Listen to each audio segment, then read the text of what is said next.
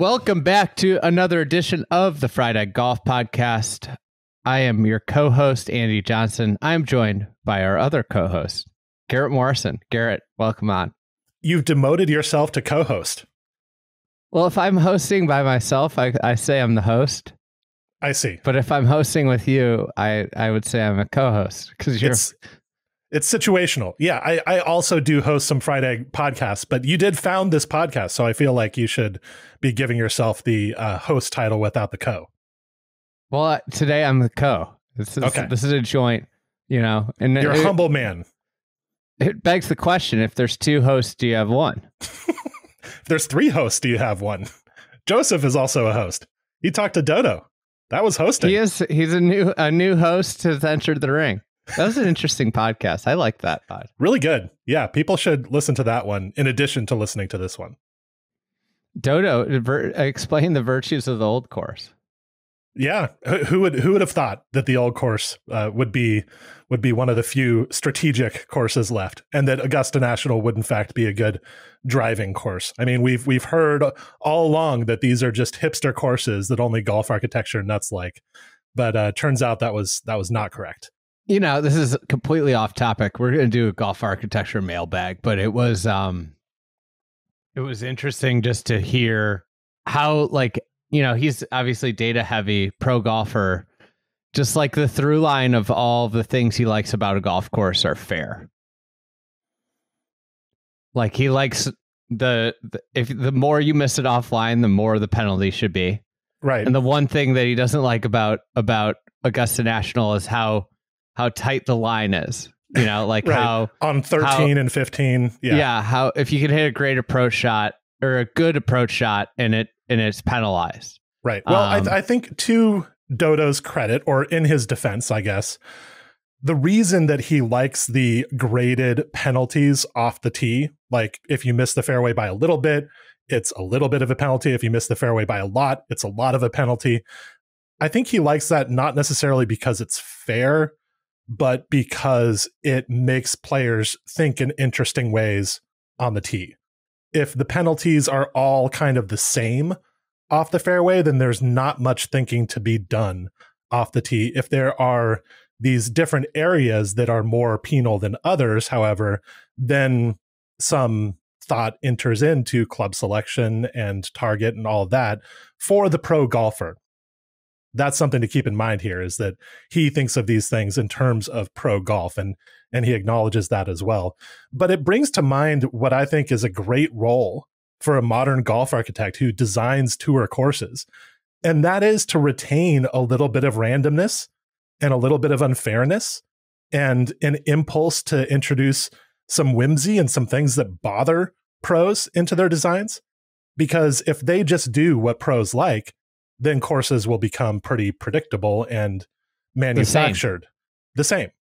Right? So it's the architect's job to retain a little bit of that spirit of randomness and eccentricity in their designs, as well as learning what they can learn from modern pros and from analytics.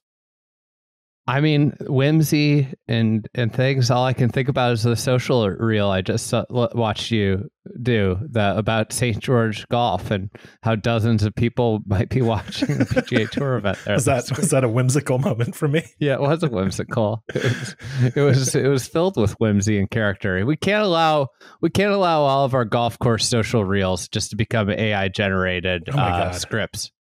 Yeah, we've been it's a scourge on Instagram. I didn't even realize the proportions of it.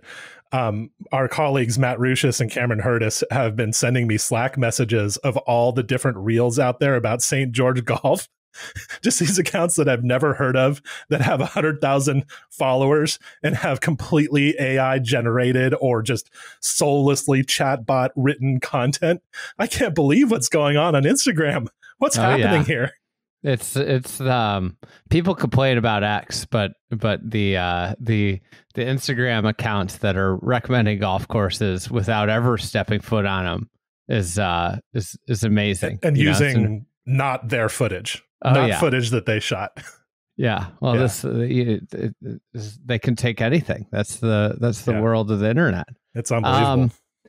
Donnie A, let's get into it. Donnie We're going to A. do the mailbag. Just to be clear, extra clear to people, you mentioned this already, Andy. What we're doing here is a golf architecture mailbag. We put out a call for questions in Club TFE, which is Fried Egg's membership, thefriedegg.com/membership. Check it out. We put out a call for questions in there as well as on Twitter. So we're going to be doing a grab bag of questions from people about golf architecture. This is why you're co-host. That's there. Right. I introduced some clarity, some scaffolding. If I was the host and you were my guest, that's right. You wouldn't be. That would be crossing a line. You wouldn't feel the license to do that. Overstepping your bounds. Would have been totally rude. Yeah, absolutely. Donnie A, what did Garrett think of Highland Links on Cape Cod? This is from one of your recent trips. Donnie Highland A. Links?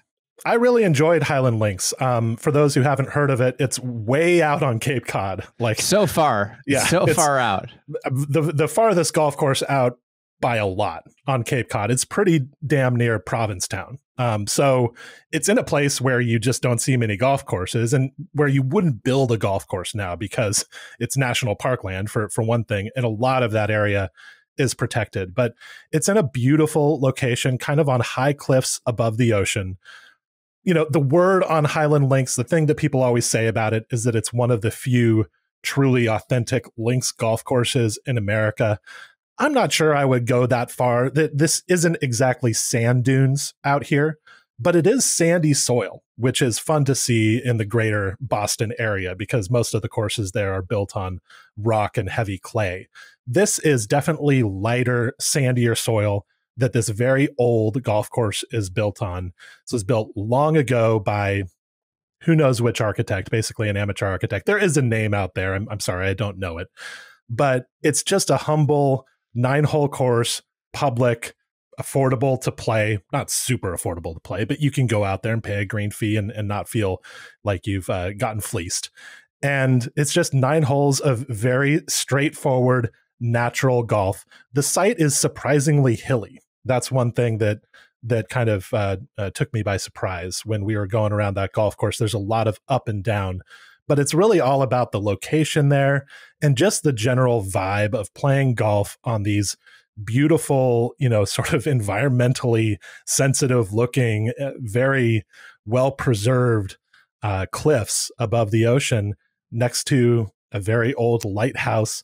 So just being out there was a delight.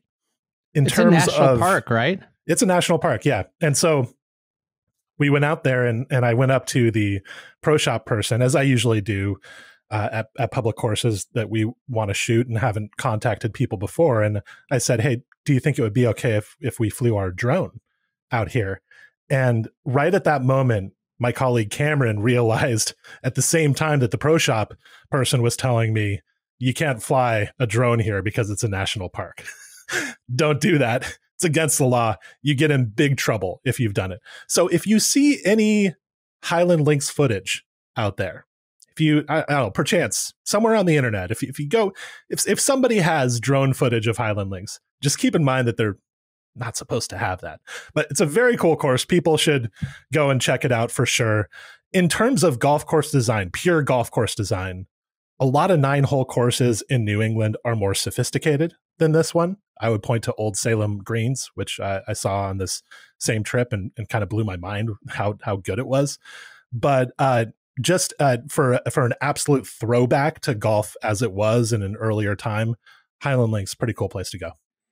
This seems like just the journey out there is part of the allure of it too. That's what I was excited about. We stopped in a town that's like just across the street, basically from Highland Links, and went to a little market there to get some sandwiches, and they were super friendly, and it was just a whole experience. It's almost like island living out there because you're so far out on the Cape. Awesome. All right, Andy, I have a question for you. Let's talk about walkability.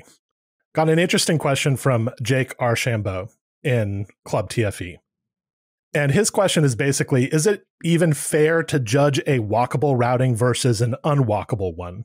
One of the most difficult things about routing a course is stitching 18 holes closely enough together so it's walkable.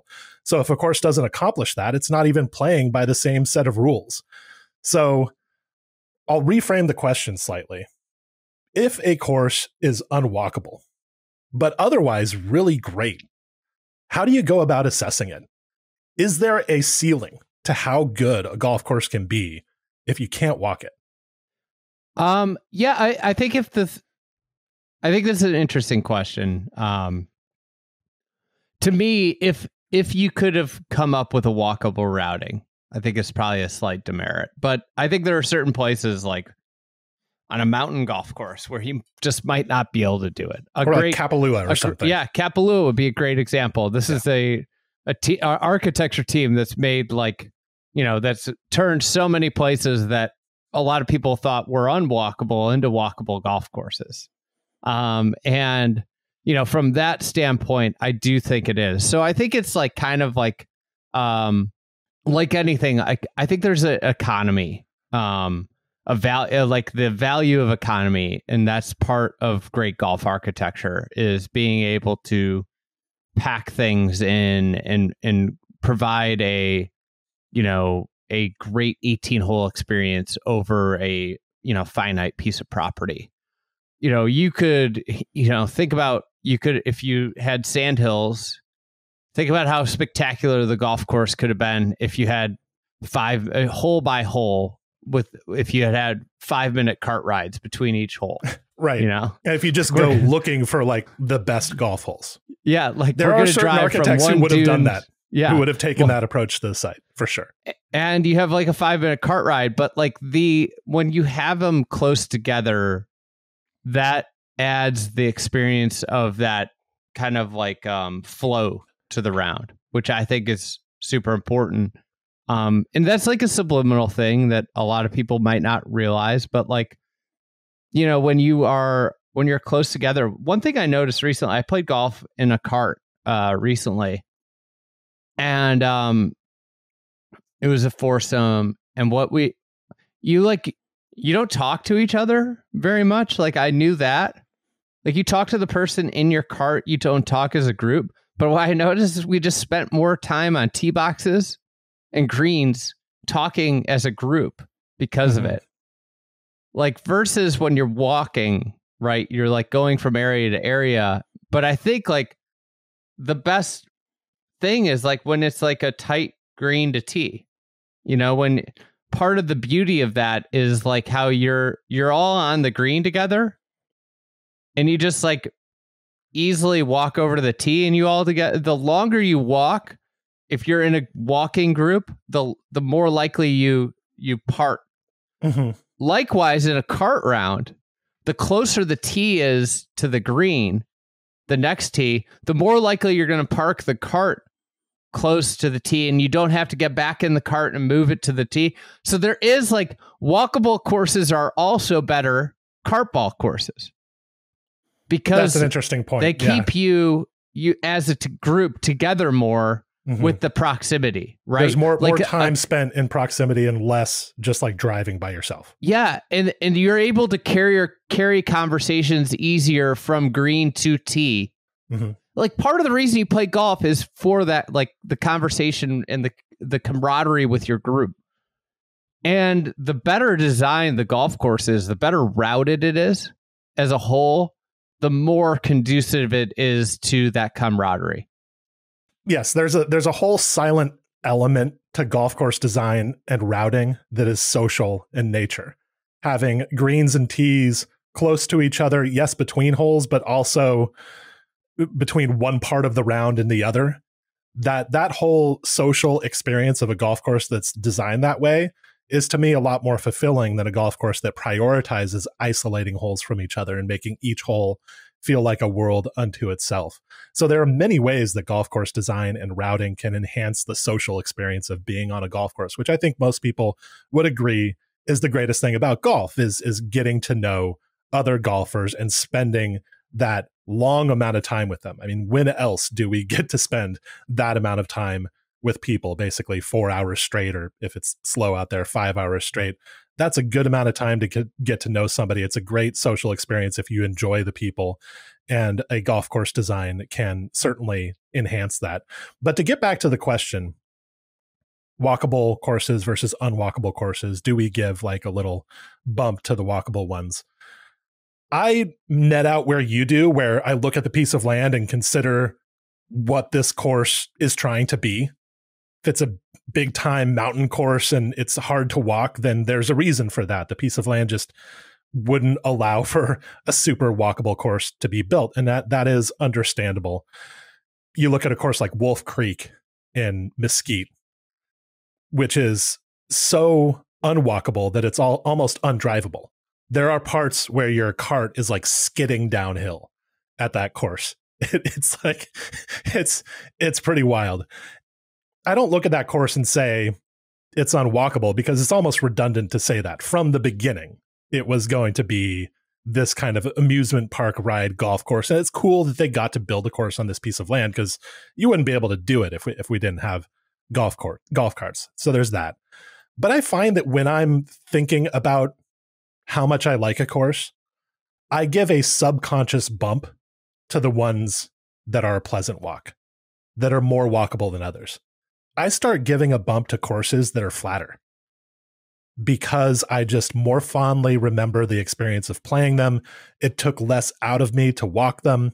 It allowed me energy for other things, for looking at the architecture, for talking to my playing partners, for appreciating my surroundings. Because I wasn't putting effort into the walk, I was able to enjoy so many other things more.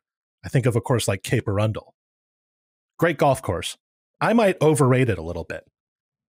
I think I overrated it too. I think there are aspects of that course that are maybe not great. Like the routing is kind of back and forth sometimes. It's pretty flat out there. But one of the reasons I overrate it, obviously the greens are world class, and that's the whole thing about the course. But I think the reason I overrate it is that it's so easily walkable. And I fondly remember my experience there partly for that reason. So that would be my answer to that. I have a bias toward super walkable courses. And I'm not sure whether I feel good about that or bad about that. It's just something I do.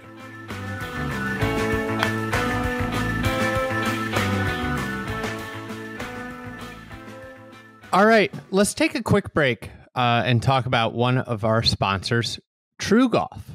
So True Golf has this really neat product called Launchbox. It is the all-new portable launch monitor and golf simulator from True Golf. It's super simple. It's got instant shot registration and an easy Wi-Fi connection, and it has accurate data. I think that's what you're looking for from a portable launch monitor, and it can be used inside or on the range, on range mats outdoors. So this is really good. We're heading into the winter, and this is a great product to have. It lets you play great golf courses. I think like they aren't legally allowed to use course names for marketing, but they have some really great golf courses on there. And this is an awesome way to kind of stay sharp during the winter. I am going to get this set up at my house. I have a spot. It's just a matter of getting my net up and getting my mat down, and then setting this all up. But it's still nice enough outside right now. I haven't been in the practice mood, but this is a way for you to get better over the winter. So if you want to learn more, go to truegolf.com. That's TRUGOLF.com/egg. This is the Launchbox product. It is a really cool product. So check them out. This is a super great way to play golf when the weather gets poor. Let's get back to our mailbag with Garrett.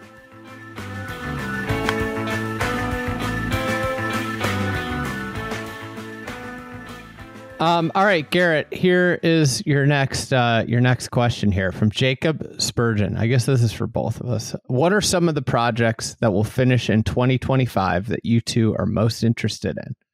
Also, okay. We'll just start with that.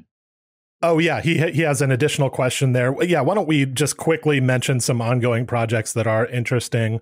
I'll pick out 2 or 3. You pick out 2 or 3. Really high potential golf course being built in Minnesota by Ogilvy, Cocking and Mead. Tepetonka looks pretty awesome. I'm not sure exactly when they're planning to open, but I assume since we're talking about Minnesota here, it's going to be when it warms up next year. Honestly, it could be a little longer. Some of these courses that we're talking about as 2025 courses, timelines with golf course builds, especially right now, that a lot of the contractors are really busy and not necessarily available at the times that you predict that they'll be available, irrigation and drainage and all that stuff that you need to build a golf course. As a result of that, timelines are getting a bit messy. But that course I have my eye on. I also am really looking forward to seeing what they do at Wild Spring Dunes, which is the new Kaiser family project out in Texas. I think that looks like a fantastic piece of land. I'm curious to see what the architects that they're working with there will do with that land. It is the usual architects that the Kaiser family works with, initially Corin Crenshaw and Tom Doak. And so I think those courses will be quite good.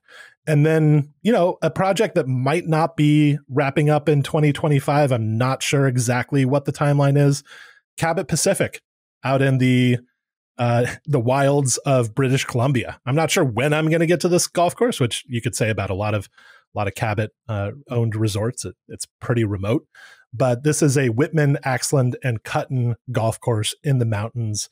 I'm sure that there's going to be some inspiration from Stanley Thompson because of the location and the environment and the architects involved. So that should be a fun project to follow as well. Possibly 2025. I know they're working on the course, but not sure exactly when they're planning to open. What are you looking forward to? One off the bat, 7 Mile Beach down in Tasmania. Absolutely. The photos, the land look out of this world. Yeah. Not only location, which is amazing, but also terrain. This is a course that's not only in a very cool seaside location, kind of a spit of land right outside Hobart, but the terrain looks unbelievable. That's the thing that draws me. It just looks like great scaled golf. And I think, I was with Mike DeVries a couple weeks ago, and he said it's like the best piece of land for golf he's ever seen. And obviously, if we use that with every architect that's ever said something along those Donald lines. Ross said that about 100 courses. Yeah, there'll be about 200 of those. But I do trust Mike and what he's saying there. So that's one that is at the top of kind of my list. Another one that I think just from is Punta Brava, the Tom Doak course in Mexico. I don't know if it'll be done. Sounds like that's just been if you look at the land, you can see why it might not be done anytime soon. It's been like he calls it like part archaeology project where they're doing like all this archaeology throughout it. That one is just like a spectacular little pocket of land. So those are the two that kind of stand out to me.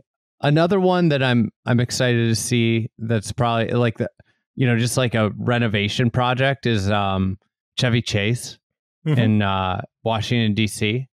Andrew Green with the superintendent Stephen Britton. Yeah, and it's a renovation. It was a course with like kind of a muddled history. A lot of different architects worked there. And I think what I appreciate about it is like the idea of like, hey, we're not going to glorify that we were like at one point a 6 out of 10. At our best self, we were a 6 out of 10. We're just going to, and we're not going to go back to that. We're going to just go for it. We're going and we're going to build something cool, and different and unique. And I think this is like something that a lot of golf courses should do. Like even if Donald Ross is on your namesake, is your namesake, like what always like, especially recently has like confused me sometimes is like these golf courses. I'm not going to name names or anything here. Some of them have decided to, some are deciding to, or in the process of deciding to. It's like, we're going to shut down for a year, spend $15 million to $20 million, we're going to come out just like fractionally better because of it. Because we never were Shinier, great. Usually brighter green, brighter white in the bunkers. Yeah. And that's pretty much it. So like, and I think part of the blame, most of the blame goes to the club. It's like a keeping up with the Joneses type situation right now. It's like, well, somebody else is down the street and we're flush with cash, so we need to do something. You know, we got to keep pace. But then also like the architects that are just, are just doing these renovations, and it's like, well, like if I squint, I can see how it gets a little better. But like, I do believe like if you've got a good property and the golf course is just kind of meh, maybe let's look at like the property and say, what if we just go plant our foot and go in a different direction? Because this never has been one of the best courses in the area. And if we're going to spend $15 to $20 million and we don't get one of the best golf courses in the area, what are we doing? And that's something I really appreciate about like what Medina has done. Mm-hmm. The way Hazeltine is thinking about their project is like nothing's off the table. We know like this isn't great, but we know we can have something great. And I think like if you're going to like the trend of this golf, the recent movement is like full shutdown. It's not just like, I find, I think you're in the same boat. I really like kind of like the go with the flow. We're going to do a couple things a year. Mm-hmm. And I understand like the pitfalls of that. If you want to do like a new bunker style, like how it can be hodgepodge and, you technically save money over time, on the total project cost if you shut down. But like on the flip side of it, I do think there's a lot of high profile, high expense projects that are being done where, in some cases there is just a very, very marginal improvement. And that improvement could be actually like viewed by some as a not improvement because the golf course just lost its like old character. Well, I would say that the argument that you might save money or be more efficient by doing it all at once presumes that you will never again need to make changes to the golf course or that it will be perfect when it comes out of that initial process. Part of the beauty of the more long-term approach, which I agree is not appropriate in every single case, but part of the virtue of that is that you can test ideas over the long term, see what works on that site and with that golf course, and learn from it. And eventually you end up with a course that's kind of finished, that doesn't need to be monkeyed with further. If you do things all at once, you're risking that it won't come out all that well, and you'll need to kind of go back and fix it and spend more money and just keep doing these projects. And we've seen that happen at a lot of high profile courses. The courses that have the most money, it seems, are the ones that are most likely to be caught in this kind of vicious circle. All right. Anyway, going back to Chevy Chase real quick. I think that people who look at Andrew Green's recent work and are like, I wish he would change it up a little bit, keep an eye on what he's doing at Chevy Chase. I think it might be different there. And part of what's going on there, I believe, from what I've heard, is that you have a strong superintendent whom you and I know, Stephen Britton, and that is a key collaborator in this process. And at any of these courses doing renovation work, restoration work, the superintendent is a key voice. And if they, are just kind of like, they just want the usual stuff, then the usual stuff is what they're going to get. But if they push for something new, something specific, then that's what they're going to get out of these architects. Can I go into a question that's kind of related to this and just frame it a little? The question reframes what we're talking about a little bit. This is from Michael Chadwick in Club TFE. And it's a long question. My apologies, Michael. I'll paraphrase what you're saying here. But he senses, as you do, Andy, that the next phase of golf course project work at old golf courses is probably going to involve more redesign work than has been done in the past 25 years at most high profile golden age golf courses. And Michael's concern is that in allowing ourselves to redesign courses, we could repeat the sins of the 50s and 60s when every club brought in Robert Trent Jones or Dick Wilson or whoever and said, redo our courses, make them modern. Don't worry about what was there before. Let's redesign. And it turned out that that wasn't a good path. And a lot of courses are now undoing that work. And so how do we avoid falling into the same trap if we start redesigning golf courses? How do we know what we're doing is not just the same thing that was done in the 50s and 60s and that we'll have to, get rid of it all again in a couple of decades? I think what you have to kind of look at is the barrier of like, if we put back, like, and this is hard to do, it's hard to envision, but if we put back what was originally here rather than redesign, like, are we great? And if it's like, to me, like, if you're not one of the best, it depends on what market you're in, but if you're in a sparse golf market, if we're not one of the best 3 or 4 courses in the area, if we do this, and in some cases the best, then why are we doing it? And I think, like, that's the hard thing to come to grips to, is like admit, and then also there's like a feasibility. Like, can we actually put back what used to be there here? Because like in a lot of cases, like there's been a lot of work all along the way. So like, to me, I was thinking about this the other day. I think there's like most of the talk about golf courses right now is like we're in this bubble. And when's it going to collapse? Like, is the talk. But like that's actually like kind of like poo-pooing. Like, there's so many great golf courses being built right now. Like, they're like fun, engaging. Like, we are in an unbelievable moment of golf course design, and everybody's waiting for it to just like drop and fall. People just apart. can't be happy, Andy. I've noticed this as well. It's like we're looking for things to be anxious about. I played like a new course the other day, and I was just like floored about like how fun it was. I just wanted to play more. I like couldn't wait to go back and play more. And I think like I've played Sedge Valley a couple times this year, and all I want to do when I finish is go play more, and I think about like, we just left a time where we were getting like 1 or 2 new courses a year. And now we have like this amazing, like, where young architects who hadn't gotten opportunities are getting real opportunities to build great golf courses.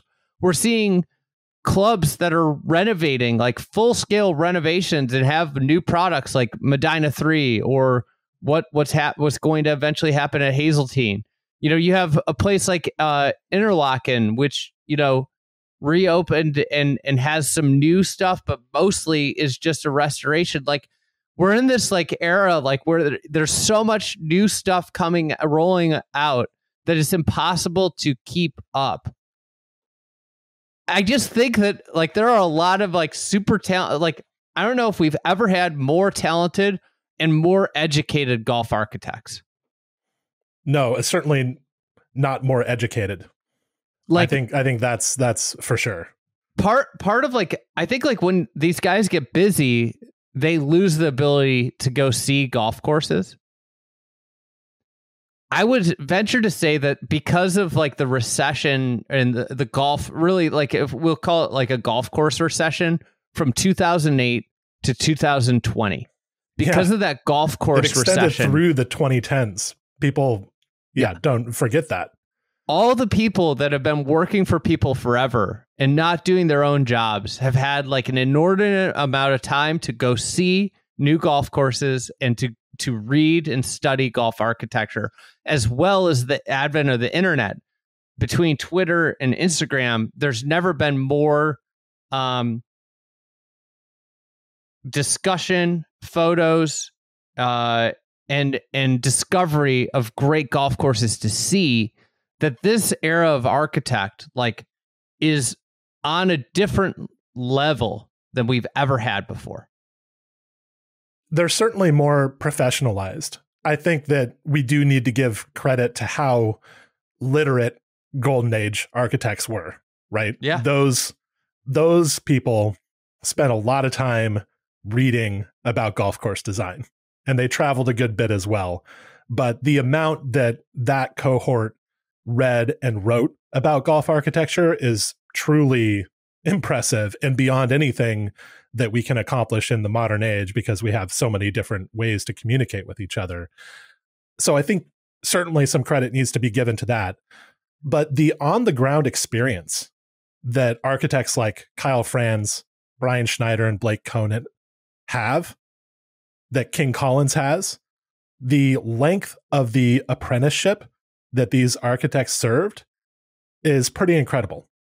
And so we may never see it again. Yeah. They have the experience to come right out of the gates and build really functional golf courses. Maybe you don't like what they've done with them. There are varying opinions that could be had about the work that each of these new architects is doing right now. We can have that debate and discussion. I like a lot of the work that I've seen out of the architects I've just mentioned, but some of it's pretty provocative. In general, though, it's really well executed. The quality of the work is there because these architects know how to build golf courses. They have that experience. They've been ready to do this for a long time. And so I think that is what is exciting about this period. We're just starting to see Kai Golby start to build some original designs. He's going to knock it out of the park. That guy has been ready to build his own original designs for 20 years. And now we get to see what he does. So I agree that this is a really exciting time in golf course architecture, and that we should step back occasionally. Yes, be critical about what's going on. We're not saying that we have to be happy about every single golf course that comes out. That's certainly not the business that you and I are in. I think people know this. But it is useful to step back every once in a while and say, we've come a long way since 2017. Yeah, absolutely. I think it's crazy to see where it's at. And I think this goes down to agronomically where courses are at versus in what's really I remember in 2017 there still were so many just courses that kept things soft and spongy, and there's so fewer. It's amazing how the trends kind of shift opinions and everything.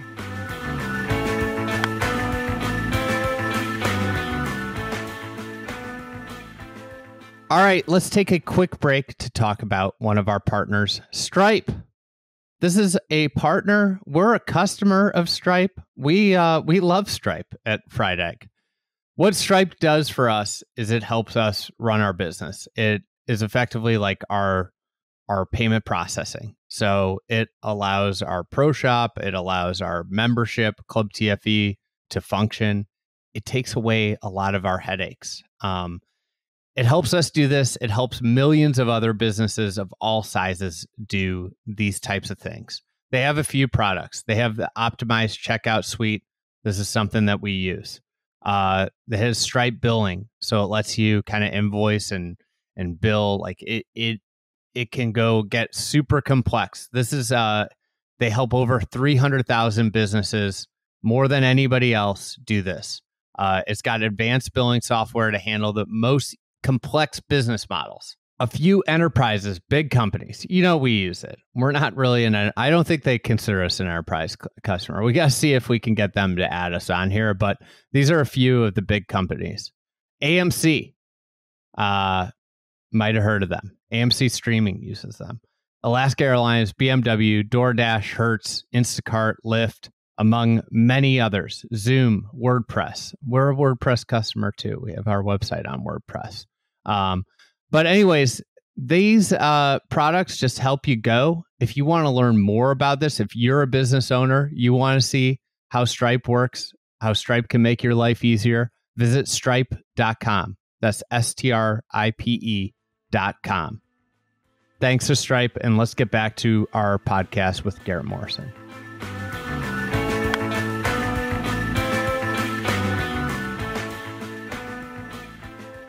Here's a question from Keith Roble. What modern courses will climb in notoriety in the coming years? Seeing most new courses fall off in rankings after the shine wears off. This is such a hard question to answer because it requires that you know where tastes are going to go next. What golf courses from the 80s and 90s have climbed in notoriety? Well, it would have to be the courses that were built by Tom Doak and Corin Crenshaw in that period, right? Yeah. Those courses have climbed in fame and also in regard since they were built relative to all the courses that were being built at the same time, right? If you lived in 1995, 1996, you were aware that Sand Hills was an important course. It was being covered by Golf Digest. It was on the covers of magazines, and people were excited about it and recognized it as something different. But there were a whole lot of other golf courses built by other architects that came out around that period that people were equally excited about to an extent. And it would surprise people to go back, maybe more, to go back to that period and recognize that Sand Hills was not, massively more famous than the other supposed best golf courses that came out in that 2-year period. So this is kind of a deflection by me. I really don't know. I do think Old Barnwell has gotten a lot of hype, and so maybe there's not a lot more notoriety that it can gain, but I do think that'll end up being considered an important golf course because of how original it is and how potentially trend setting it could be. I see that golf course is inspiring other architects and pushing other architects to take it up to the next level. And so I think that could be the case where we look back on this period and that course stands out even more than it does right now. But in general, courses that stand the test of time, I think that pretty much everything that Bill Corr and Ben Crenshaw build is built to stand the test of time. I think those courses will look just as good in 2060 as they do today. Yeah, I think Tom Doak I'd throw in there too. Yeah. Some of Gil's work as well. I think the answer to this question, and you touched on it briefly, is like the scope. Like I have a lot of clubs that will reach out and just ask like advice of like what to do, who they should be looking at. And generally like my general advice is like, I would, in your position, like, especially now, it's like Tom's not doing consulting work. Corin Crenshaw is not doing consulting work. Gil does consulting work for a very select few clubs. Like you have to have some sort of inroad or you have to be like a certain tier, and that tier is not calling me. Yeah. And I think like in general, like what I like to say is like, you need to interview, a handful of architects, and you need to bet on who you think the next big name will be, because like that's how you gain, like you're going to get, there are a lot of competent architects. But if you bet on the right architect and they become the next Gil Hans, or like your restoration work is going to be thought of completely different 20 years from now. Yeah. Like Katansic Club or something, which hired Gil Hans in 1996, and now look at where they are.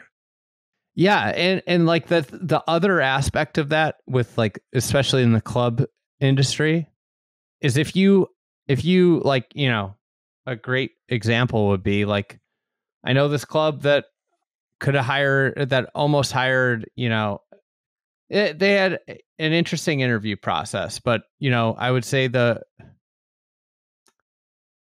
architect they hired is probably kind of what they are. And they had a few people in the room that are on like a very different trajectory, and you just wonder like how they're what would be done. I don't know if it would be drastically different, but like the way 15 years from now that work is thought of is drastic, because you all of a sudden have a architect, like people go to Tom Doak's website. Tom Doak has a Wikipedia page. Gil Hance has a Wikipedia page. Mm-hmm. Like you go to their Wikipedia page and you see courses that they worked at, like, and you all of a sudden, so like to me, I think this is like new for this, like the last 10 years, 15 years, like the golf architect has become like kind of like a celebrity in the golf space. And if you're able to bet on the right person, you get a working relationship at like a huge discount. And then it's like 20 years from now, your call up, whoever it is, like, great example is the Essex County Club in New Jersey, who just had a Gil Hance renovation done. They just finished this is Essex County Country Club. Yeah. In New Jersey, not Essex County Club in Massachusetts, just for clarification. They were one of the first Gil consulting clients. And, this is probably a club that I don't know if Gil would have, like, if they called him cold, he probably would have been uninterested. But this is somebody that he's worked with for 30 years, or 20 years. And he remembers back to like, oh, that was one of the first people that gave me a chance, And I think that's the other aspect, especially in like with with the rising and falling, it is so like you can just see it with the rankings. If that's what you're talking about specifically, rankings is like the architects, like they come and go. It's like whether you're in, like you can look and see like the number of Fazio courses or RTJ courses in the top, especially if you go RTJ in the 90s in the top 100 versus RTJ now in the top 100. Yeah, it's like still a lot of Fazio courses on there. He's still pretty dominant in the rankings, or at least in some rankings. But yes, that if you look at like a Golf Digest ranking from the 70s versus today, Robert Trent Jones, Dick Wilson, it's a different world for those two names. And I think I read a magazine article a couple of years ago, and I'll never forget. Like it said in the early line, it said like, we're visiting this course and it was built by so-and-so, so we knew it would be good. Which like, it's like, so that's what happens when an architect, like people just assume it's good. Yeah. And they mistrust their own reaction if they don't like it. Yes. I think this led to a good next question. Jim Huntoon, great guy, former Friend super, now professor. What's up, Jim? Former podcast. Yeah, great guy. What is a course that you that you have changed your opinion on after closer study? I thought about this for a bit. Got mine. I would say not Old Barnwell. Gosh, I was just talking about Old Barnwell, but it's another old course. Now you can guess what it is. I don't know. Can you? First word is old. I guess there are a lot of olds out there. I'm talking about Old MacDonald. Oh, yeah. My opinion did evolve on this course when I played it for the second, third, and fourth times. Now, one reason my opinion evolved is that this is one of those courses, one of the few great courses, I guess you could say, that I've even played 4 times.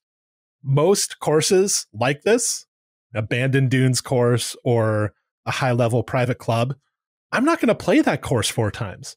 I just don't have the opportunity to do that, nor is that really the way that our jobs are structured, Andy. Like, we need to go see new places and keep adding to the arsenal. We can't go back and play courses a bunch of times. So it's a little bit rare. It's just kind of happenstance. That's why we're frauds. We are frauds. We're just passing judgment on courses that we've only seen once, barely seen them at all. Yeah, Old MacDonald is a course that reveals some nuances and complexities over time. The first time I played it, I liked it. It's not like my opinion evolved from negative to positive. It's more like I played it and I recognized its virtues intellectually, but didn't feel them emotionally. I didn't feel connected to this course. I was like, what an interesting exercise that Renaissance golf design, that Tom Doak and Jim Urbina have done here. Those are some really smart guys. You know, that was my initial response. But then just randomly, I got to play it again a couple of times. And each time I played it, I got more joy out of it. Just seeing what the ball did when it hit the turf, all the interesting ways that you could play holes out there. Now I really feel positive about the course as opposed to just thinking positively about it. So that's one where I think my opinion has shifted over time. Another course I've seen a lot in the past couple of years, just because I tend to go to this event that we hold, is Essex County Club. And each time I see that course, I admire it more. Again, liked it the first time I saw it. I think more highly of it every time I see it. For me, this is a Doak course. Tommy D getting some love. It's the loop. Yeah. I think about this course like way too much. I really, really love it. The first time I played it, though, I didn't really like it. So at the time, it was I think it was 2016 that I played it for the first time, or 2017. Right at the very beginning of the egg. Yeah, it was brand new. It was one of the first golf trips I made. I went with some buddies that I played like amateur golf with. I was like very much at that point like a tournament golfer. And I'm not gonna lie, like it kind of like tossed me. Like it kind of like, I got some bounces. I didn't feel like I played that bad. I played Forest Dunes the day before and played really well, you know. And I thought, but like I think this is like actually like why it's polarizing is because people do this. Like people call it unfair, you know. Since then I played it probably like 3 more times, and like every time I like just love it more. I was bummed. I kind of wanted to go see it. I was in northern Michigan. I wanted to go see it. I just didn't. The trip was too short both times around. But like, I love that golf course, and it presents like, if you think you just are going to like land it on them, it's like a back pin. I'm hitting the back of the green or the middle of the green. Like you're not going to like it if you play that way. Like you have to bounce it in. It's brilliant in the reversible sense of it, but it's brilliant in just the sense of the way it's maintained. It is so fast and so firm, and it puts such an emphasis on striking the ball well, like with the appropriate shape, trajectory. The more you play it, the more you understand the contours that lead into the green. And to me, like, kind of the shame of the loop is that like a very small amount of people will ever see it like multiple times. Like my like biggest like plea, I have like 2 things that I would like Tom Doak to do in his career. I'd like to see a major championship course from him, which I asked him about, and he didn't seem to have much interest in it. Oh, really? No, I would have thought that he would go for that just because it's like something that people don't expect him to do. And so the Doak reaction to that would normally be, well, I'm going to do it. So I think that was in the last Yoke with Doak. And then the other thing that I'd like is I want like the loop, but like in a place where people play it every day. Yeah, so either like a local private club or just a daily fee municipal golf course. Yeah. Because like, it's honestly to me, I think I'm irrationally in love with a few places. Wild Horse would be one of them. Cape Arundel you hit on. Yeah. And the loop is one that I am like irrationally in love with. Like if you were like, I would say something like it's one of the my 10 favorite public golf courses, and I'd be fine. Like people would be like, "You're an idiot." Like you have all the abandoned courses. Like they'd list off some rational, and I'd say, "I don't care. I'd rather play there." I feel like people have, by the way, said that to us about Wild Horse, where we've been saying for a few years it's one of the top 10 public courses, bar none, in America. And there were people at the beginning who are like, that's such an exaggeration. You're just high in your own supply. And I think we're getting to a point now where that's actually a pretty popular opinion. Well, the other thing is like people just want you to regurgitate what they've come to know. Yeah. Sorry for the interruption. You're waxing poetic about the loop. With the loop, though, what you said earlier about like, what I find interesting about all three of those is they're all on like a pretty subtle piece of ground. Mm-hmm. Yeah. Like they aren't the most dramatic courses. And I think like, here's the thing is like, I think it was a Hoopy famously, not famously, but like, this is like a part of a chapter of its like existence as a Hoopy, is that Michael Kaiser looked at it and didn't think it was dramatic enough for Dream Golf. Like Dream Golf, like that resort golf thrives on dramatics, that one-time wow factor. Mm-hmm. Like the golf that I like the most is usually a little bit more understated. I think it's why I love Scotland golf, the Scottish golf that I've played so much. Like there's so much understated small movement. So I think that lends itself more to like repeat daily play, and repeat and daily play is generally the golf courses that reveal themselves the most over time, and the ones that you kind of like could change your opinion on. Yeah. Scale is such a big part of what makes a golf course pop immediately versus later.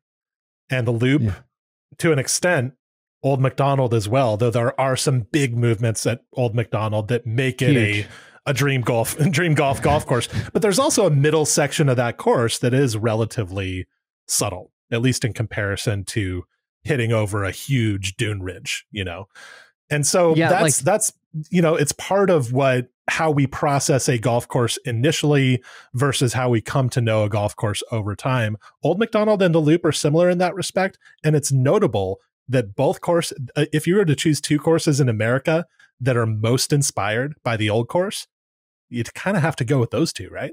Those two, the Lido. Yeah. Trying to think of some others. I know I'm like forgetting one. And I feel like all these courses are kind of brothers or sisters, and they're all built by Tom Doak, so that's one thing. But they all have a kind of kinship in terms of the way that people come to know them over time. I think a lot of people are saying what you're saying about the Loop, about the Lido as well.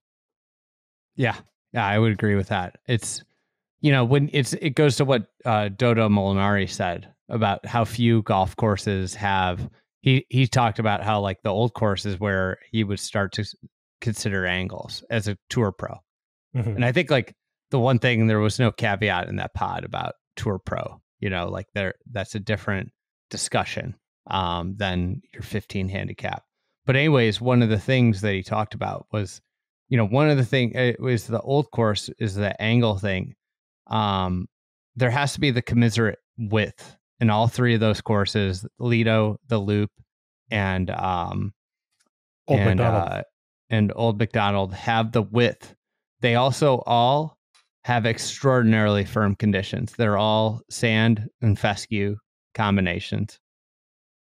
And then they also all have boldly contoured greens. The loops being much smaller, but like that's your combination for angles. And I think like the loops are kind of fascinating because they're smaller scale than the others, and how they like that width gets almost amplified because of the smaller target space. I've got a kind of golf architecture 101-y question for you. You want to go there? Let's see if I can answer it.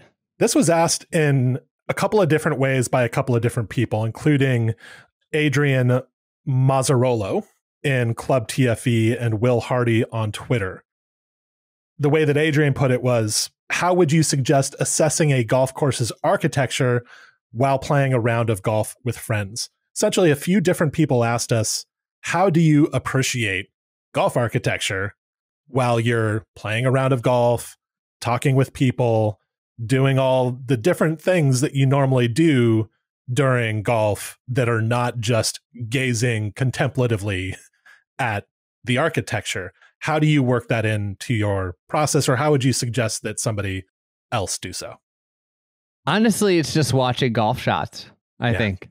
Like, it's the best way to start to understand architecture is to see where players are. Like, the basis for appreciating architecture is starting to understand the strategy, or the planned strategy of a hole. So watching where shots go and the obstacles that they have to then overcome to hit a good shot will lead you to understand the architecture of the golf hole. If you wanted to get a little bit more nitty gritty, then it's observing how the holes sit in the natural space, how they kind of sit in their environment. But really, like, the best way to understand it is just to watch, like, where the people you're playing with balls go, and then look and understand what they have to then deal with when they're, or the great spots they get in where they are in, like, a great spot. Like, something that's in my head now, this is like the worst thing that could possibly happen. I now, like, I know when I hit it into, like, the perfect spot. Like, a lot of, I like think about, like, I don't really play for score very much, but I actively, like, think about trying to push the ball into places that I want to get to for the architecture to be rewarded. And when I get to said place, this is something that nobody else does. When I get to said place now, like, if I execute the shot, I now think about, like, you're in such a good spot.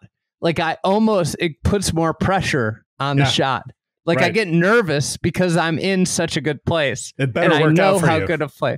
Yeah, that I need this to work out. Like, I have to cash this in because I have skirted the edge and really put myself in a good position. I love it's this. Like, actually an obstacle. So anyways, like, observing that is, like, the first foremost thing. And it's, like, the great way to do it is just watch where people get. It's like, because you'll see the spectrum of people in great spots where the architecture, the contours might help them. And it's like, oh my God, like, because he got there or she got there, they're hitting into a bowl, versus somebody's on the other side of the fairway and they have to come over a bunker and the backside of the bunker sloped away and they have nowhere to hit it. The best they could do, like, a great shot's 20 feet away, like, that's the stuff that you could start to think about.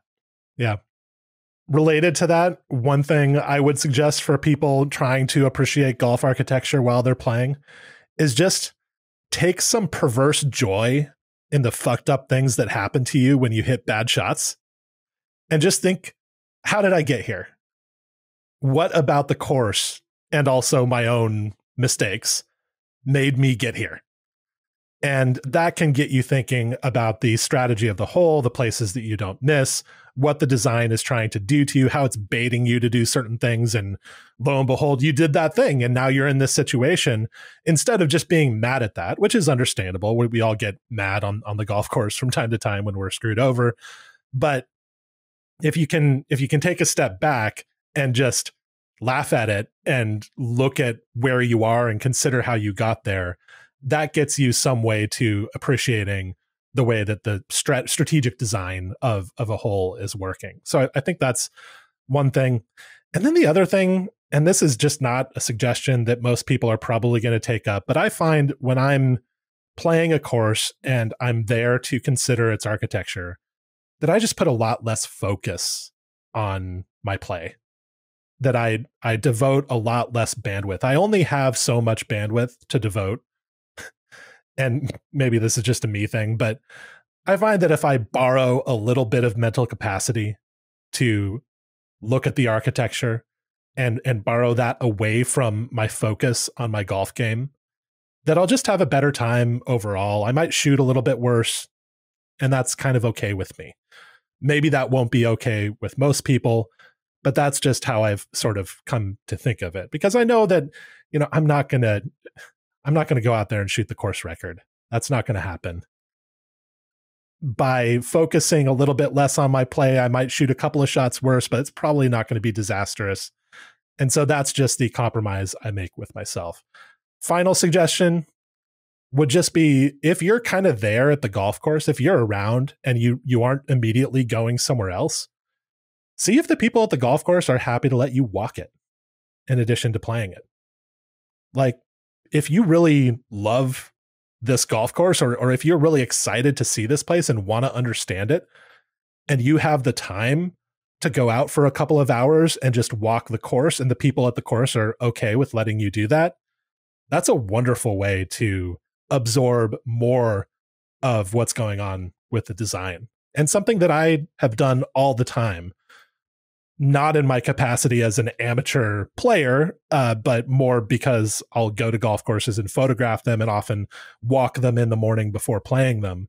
But one of the greatest things for my golf course knowledge that has happened in the past few years since I've been working in this line of work is that I've gotten to walk golf courses without playing them, and that helps me learn them so much better. So those would be my three suggestions for appreciating golf architecture, just in the flow of your normal time spent at a golf course. Those are great answers.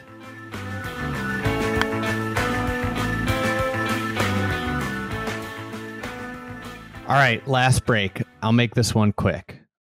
Today's Thursday. This podcast is out.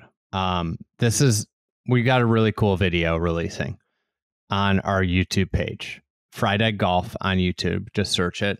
On there, you're going to see Tom Doak and I talking about Sedge Valley. In-depth conversation brought to you by Johnny O.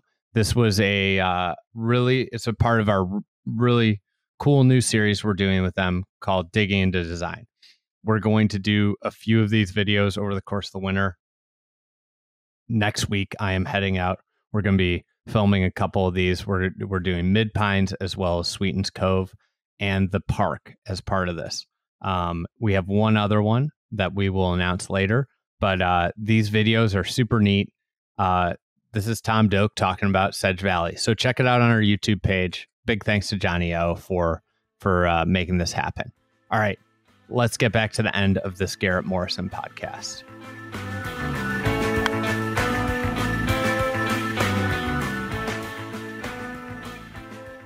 All right, let's wrap this up here with one last question from Morgan Clausen.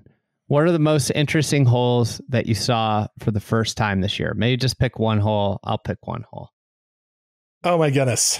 So this is going to require a little bit of description of the hole, and I hope it comes across well on the podcast. But the first hole that really comes to mind for me is the second hole at Old Salem Greens. I knew Old Salem Greens was municipal golf course. This as you can tell, this course is in my head right now. I'm sure there are courses that I've seen, I saw in February or March or whatever that have some holes that would be fun to talk about as well. But Old Salem Greens has been the one that I've kind of been obsessing about lately. And there are so many cool holes on this 9-hole golf course, just 9 holes, and each one is memorable kind of in its own way. The second hole is a pretty sharply downhill, blind, 250-yard par 3. There's a big ridge that the hole kind of tips over like a roller coaster and then goes down severely to the green. So you can't see the green from the tee. And it's a par 3 where you don't see the green. You might be able to see a piece of the pin. Maybe, I think you can, kind of vaguely in the distance. It's as long as it is. And it's just incredible. It goes over amazing land. But this is just the type of hole that nobody would build anymore because everybody would be so mad about it. And I think people are probably mad about it now when they play it, but they're just like, oh, it's an old course, so whatever. It has some weird stuff on it. But this hole is so fun because you just, for me, I'm taking out since it's so downhill, it's going to be a fairway wood. And I'm just like ripping it downhill and hoping that it kind of trundles onto the green. And it's a fun shot. It's a really interesting use of that piece of land. I think if any other modern architect who maybe would see this piece of land wouldn't think of using it in this way. And so it sticks out immediately in the memory, and just a lot of fun and kind of a unique hole in the world of golf. That's a good one. I have to go to Northern Ireland for mine. Yeah, of course. I mean, I'd seen this on TV, but I just think in person it's unbelievable. The 15th hole at Portrush. It's called Scaries. It's just an epic hole. I love like up and over holes where you kind of tee from a low and then you go up on a ridge, and then it kind of like so you're teeing up from low and you don't really know what's above, and then once you crest like a certain point, you're just like, oh my, it's like just so epic. I mean, Portrush is from like 1 to 18, I think like one of the best golf courses in the world that I've played. I don't, frankly, like I think it's like actually like, it's like whatever, a top 20 golf course in the world. I think it's probably underrated. It is astounding golf course. Like I could pick like 4 holes from Portrush that I just was like completely, I like the 4th hole at Portrush is unbelievable. The 5th hole at Portrush is unbelievable. But the 15th, when you get up to the top of the hill and you get that approach shot to that great green side, it's just an epic place. I think about it a lot. It's like, I love an up and over hole too. The one I actually cited was kind of an up and over hole, though mostly downhill. But the up and over is a characteristic that you don't see as much in modern golf architecture. It's probably coming back a little bit, but putting a tee on a low and the start of the fairway on a kind of sharply elevated ridge was a way that architects would often manage difficult pieces of land. Yeah. Because what other kind of hole can you put on that piece of land? Well, okay, 70s, 80s, 90s, maybe you just blow up that ridge and cut a little gully through it, use your machinery to make the hole make more sense to a player standing on the tee for the first time. But often what they would do when they couldn't move that amount of land was just put the tee down below, put the fairway up above, and just be glad that the approach shot is not going to be blind, right? And those, I think those shots, those kinds of drives have a lot of charm. They look cool to me. And once you get to know the course, at least you know your aiming point. You know when you're on the fairway and when you're not. It's only blind once, as they say. Garrett, thank you for joining me on this podcast. Today's episode was produced and edited by PJ Clark. Thank you for PJ. PJ might have skipped the Mets game. I thought that was a questionable decision. We're an abusive employer. I don't know why you felt that, Roy. If you enjoyed this conversation, if you're here still and you listen to this whole podcast and you're not a member of Club TFE, I can assure you that you'll be delighted about your $120 a year commitment to Club TFE. You can join at thefriedegg.com/membership. We cover golf architecture in a very almost exhaustive way in Club TFE. And I would get in there, sign up, and we'd love to have you be a part of our community. We're building there. We'd love to have anybody be a part of our community. We're not discriminating against anybody, but yeah, sign up there. We cover architecture a couple times a week there, and yeah, we're looking forward to adding some new stuff. We are getting very excited about the direction that's going. So sign up at thefriedegg.com/membership, and thanks for listening. We'll be back next week with a couple new pods.